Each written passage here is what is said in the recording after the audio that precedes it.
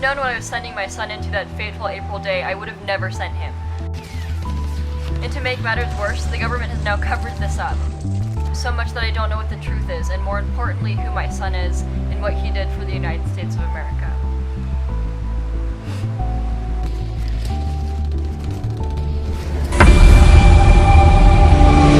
Hello, this is your host, Allison Zhang, and tonight on Dateline NBC, we will be diving into the truth of the Bay of Pigs invasion, as divulged to us by CIA agent Jack Harrison.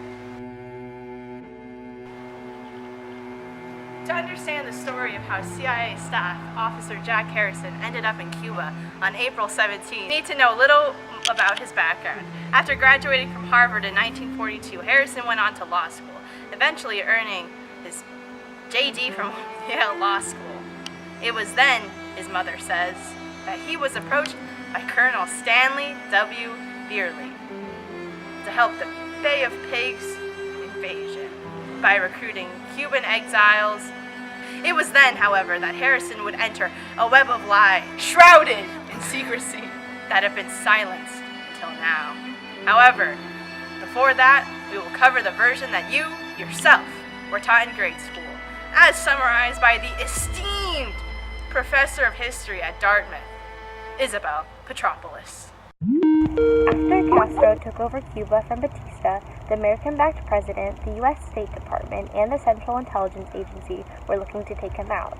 It started with the Eisenhower administration and was seen through by Kennedy. The first part of the original plan was to destroy Castro's Air Force so that U.S. soldiers and Cuban exiles who invaded would not have to take cover or be subject to enemy fire from above. The second step was to then land on the southern shore of Cuba, known as the Bay of Pigs. However, the efforts to destroy Castro's Air Force were unsuccessful, due to Castro having prior knowledge of the planned attack. On top of that, to make matters worse, as the plan began to unravel, Kennedy continued to push forward, insisting that they still land on the Bay of Pigs, even though Castro's Air Force was still operating. And what do you have to say about the recent story that has come to light, that Castro was taken out and the U.S. put a genetic clone in his place so as not to alert the global arena? Oh my, well, I honestly think it's quite preposterous. I mean, That is the version you know. What we are about to uncover is something the government has been trying to silence for years. When I had gotten word from my superior that Castro's Air Force hadn't been taken out, I was at a loss. At that point, I knew that I probably wasn't going to make it back from this mission. I don't think I'll ever forget the day before the invasion day, April 16th. Jack just called me and he said, "Mom, I don't think I'm gonna make it," and as a mother, that was heartbreaking. But what Harrison didn't know is that he, a top-tier agent, had no idea of the U.S.'s real intentions. I was originally approached in fall of 1959 to create the bionic and genetically engineered Castro. It took me over 400 man-hours and nearly $18 billion, all subsidized by the US government, to make the engineered Castro that would allow the CIA to dupe the world into thinking they had failed. I had no idea why on earth they would want to make themselves seem like failures. But they told me the world needs a bionic Castro, and so, as any American would, I did my civic duty.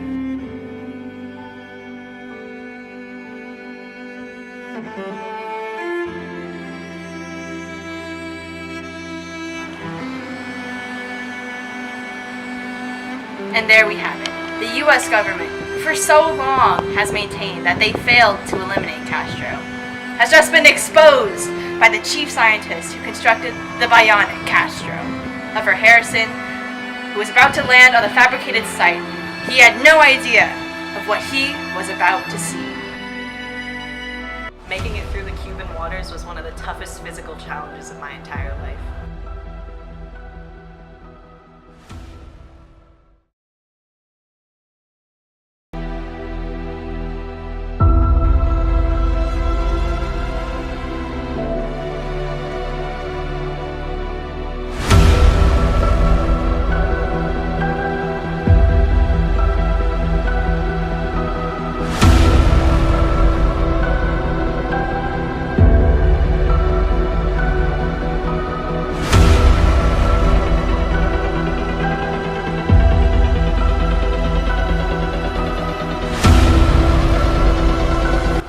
boat ran aground on some coral and we had to swim to shore, I knew it was over, but I kept on.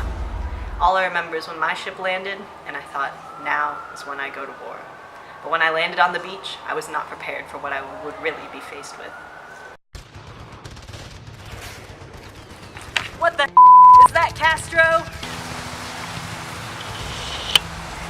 Nice, right? We took him out so easily. It was like taking candy from a baby. Time to get the replacement.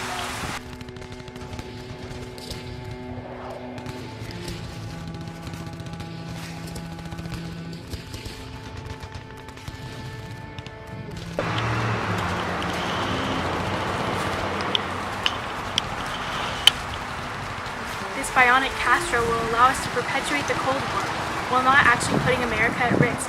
It's genius. We can reap the economic benefits of manipulating the world through the Cold War and let Russia think they have control over Cuba, when in reality we will be controlling him the whole time. But America will look like a failure.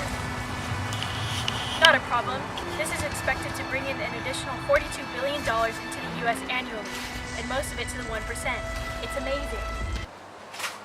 Now that Harrison had uncovered this highly secret plot, he was faced with a decision. Keep quiet or become the most wanted man in America. We'll have more after the break. The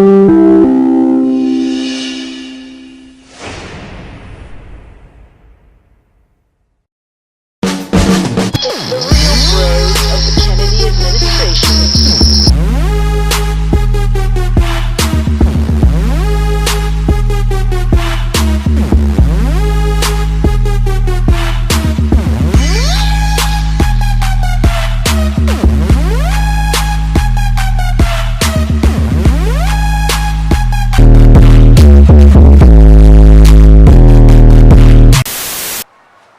Welcome back after our commercial break.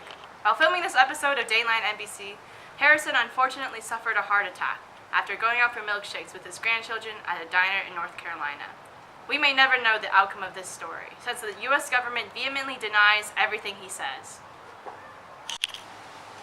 Thank you for watching, and have a good night.